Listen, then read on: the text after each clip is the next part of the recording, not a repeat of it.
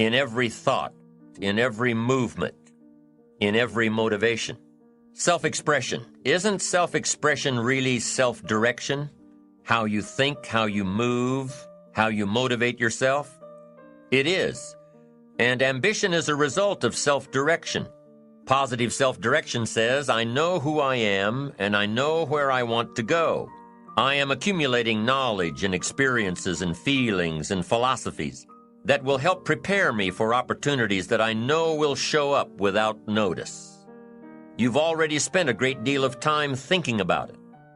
You've been working on the parts of your personality that will make you better, working on your attitude, working on your health, working on your time management skills, putting it all down on paper, and you constantly see yourself in the place that you want to be. As you talk with yourself every day, how often do you ask, is what I am doing today getting me closer to where I want to be tomorrow? Am I making the daily adjustments necessary? Am I doing all that it takes? Will I keep on doing it until? Direction determines destination. Here's a question you need to ask yourself. Are all of the disciplines that I'm currently engaged in taking me where I want to go? What an important question at the beginning of the month, at the beginning of the week, at the beginning of the day. Because here's what you don't want to ever do. Kid yourself. You know, kid your neighbor and kid me and kid the marketplace if you want to, but gosh, you can't kid yourself. With your fingers crossed hoping you'll arrive at a good destination when you're not even headed that way. You say, well, maybe the wind will take me. Well, there's a chance, but you've got to take charge. You've got to ask yourself often, am I doing the disciplines that are taking me in the direction that I want to go? I don't want to be faked out here and think I'm on the way to financial success when there's not a prayer, not a hope. I don't want to be faked out hoping that there's someone else who's going to take care of it. Take care of me. They're not going to take care of it. What if all of your negative relatives turn positive? What'll that do for your fortune and your future? Not much. If prices come down a little, what'll that do for your fortune and your future, and your sophistication and your culture? What'll that do? Not much. If the economy gets a little better, what'll that do? Answer, not much. If you don't make plans of your own, you'll fit into someone else's plans. And guess what they have planned for you?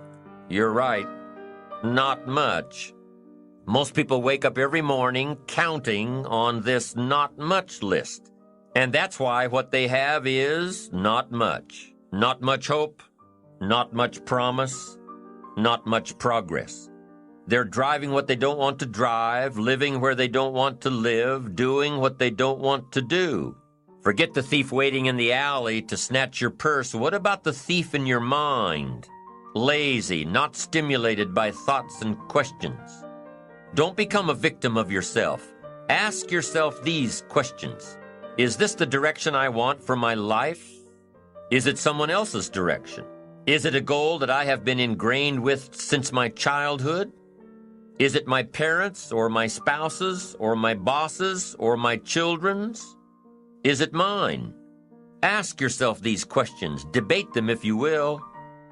Debate what will work for you and won't work for you. But most importantly, get into the debate of your inner mind. What am I doing that works? What am I doing that doesn't work? Debate it all. Work with your mind to figure out the best possible direction for you.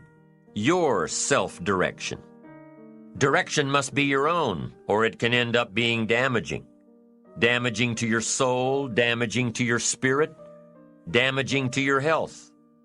So parents, be watchful of how you motivate your children. Give them all of the resources to make their own choices and back them up. Give them the freedom to discover their own direction. It may not be the direction you'd hoped for, but it is their direction. And with their own direction, they will reach their own destination. The power to create, the power to destroy. And how that comes about for me, and maybe the way to come about the subject is to share with you, first of all, why I've been coming here and why I eventually invested in this resort years ago.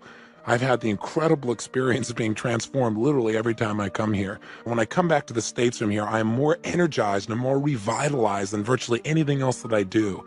The experience of being here in Fiji transforms you by being in the environment alone. It's not just the birds, which you might be able to hear in the background, and the ocean and the waves, but the people here change the quality of your life by being around them. You know, many times before you've heard me share the idea that ultimately the key distinction to shaping your life is who do you spend your time with? Because the people you spend time with will affect your beliefs, your values, how you think, how you act, who you become as a human being. And in Fiji, there's a level of happiness and joy here that is unmatched in my experience literally around the world. Now, granted, the environment sure as heck helps. I mean, you come here and you were literally in a Garden of Eden. Our resort here has been named as one of the top 10 most romantic places in the world. You go out in the gardens, you're surrounded by the perfume of plumeria and jasmine and the most incredible plant life you can possibly imagine, with wild parrots flying through the air nearby, and a waterfall you can shower in, and a 15-foot blowhole right here off the side of my home here, and a reef that you can climb over for hours and hours and constantly find new types of life, and snorkeling that's better than most of the diving you go to in the world, and diving that literally is in the top 3 diving spots in the world. All that certainly helps. And if it sounds like I'm promoting my resort to you, it's because I don't want to leave, as I've already said. But the bottom line is what really makes people come to Fiji is the people themselves. The people here are so loving. They are so outgoing. They are so friendly. They start with a smile and they end with a smile. They have the most infectious giggles you could possibly imagine. And they live like this every single day. If you've been to one of my seminars, you know I've shared the experience of Fiji many times, but one of the things that happens when you drive down a little road here is no matter where you go on the island, people jump up when they see you driving by and they yell, "Bula, bula, bula," which means welcome, be happy, we love you. Now, where does this experience of life, this incredible amount of joy, where does it come from? What's the genesis of this type of lifestyle? It all begins with a set of beliefs. The Fijian people have a set of core beliefs that guide their emotions and feelings, that controls their actions, and it shapes their destiny. And those beliefs are very easy to get access to. All you have to do is ask them, what's the purpose of life? And invariably they'll smile at you as if your question is some kind of cosmic joke. And they say to be happy, of course, what else is there? They believe that life is joyous. Every single day is a gift from God. That the purpose of life is to be happy.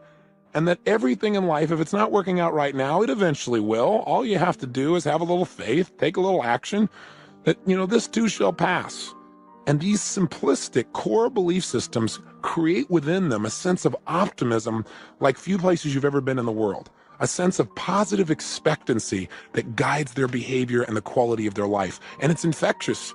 I mean, no matter where you were, my favorite thing to do, and one of the reasons I invest in this resort is because when people come here, they're transformed. I mean, it's like I don't have to be here. People can come here and they get the same experience that they do in going to a seminar. When I first got here a few days ago, a gentleman was leaving and he was describing himself as a high-stress type A personality, but you couldn't see it in him when he was leaving. He had tears in his eyes and talked about how he didn't think it was very macho, but he just had expressed his feelings as he hugged all of our staff, his new family, and said he'd be sure to come back. I love to see people transform where they begin to remember what's most important in life, how life can really be. But it comes because of these beliefs, surrounded by them on a regular basis. And the core belief amongst them is that Fijian people feel like they're in control of their life, that adversity is temporary, that challenges will go away. In fact, their core belief that problems do not last is represented by a phrase that you'll hear quite often. If you ask somebody how they are, they usually say, "Senganalenga," which means no worries. In fact, our band here at the resort is called the Singanalenga Band. They just feel like there are no worries. Nothing in life is worth worrying about because no problems last. Eventually, you find a way to deal with them, handle them, or life changes. And it gets better always. Life is always getting better is their core belief. One of their favorite phrases that they say on a regular basis is, "I like it." That ought to give you an idea about the optimism that they have within the culture. And they say it with such enthusiasm and energy, it's amazing. Every morning, you start your day. Sometimes you tend to think about what you did yesterday. You think about what you could have done, what you should have done, but it didn't turn out the way you wanted it. You start getting into an abyss of self-hate. Now that sounds pretty harsh for some people, but there are a lot of people right now that are going through this experience in their lives. They don't seem to love themselves anymore. They feel hopelessness. They feel lost. They feel that no one cares about them. And that they're the only one in the world that exists. I'm here to let you know right now, you have to turn it back up again.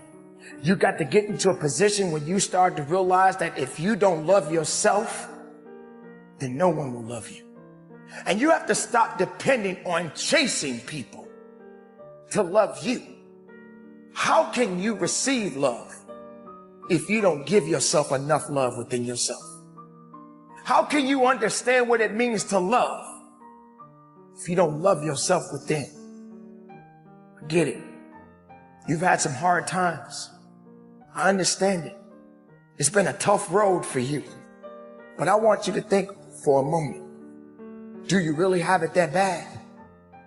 Are you really going through so much in your life that the other person that you may have met that's just down the road from you, that may have crossed your path, and maybe they didn't even look your way? But did it ever come across your mind that maybe they're going through a lot more than you going through right now in your life? But they understand that, hey, I still got to love myself. Have you ever looked at a homeless person on the street and wondered, why are they in that position? Would you probably even think to yourself that, why are they still living? Why do they want to be in this position? Who says that they want to be in that position? Do you realize they was not always in that position? Do you realize that a homeless person had a home at one time in their life? But they must still love themselves. They must still believe that they love themselves enough to not give up their life.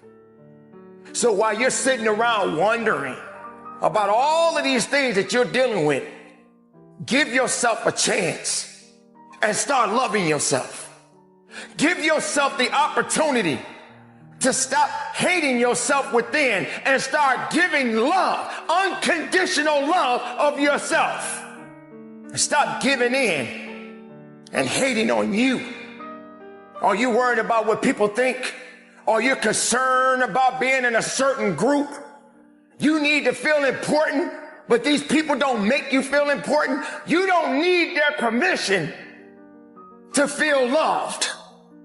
You don't need to be connected to these type of people because they don't even love themselves because they feel they got to belong to something or someone to be someone special.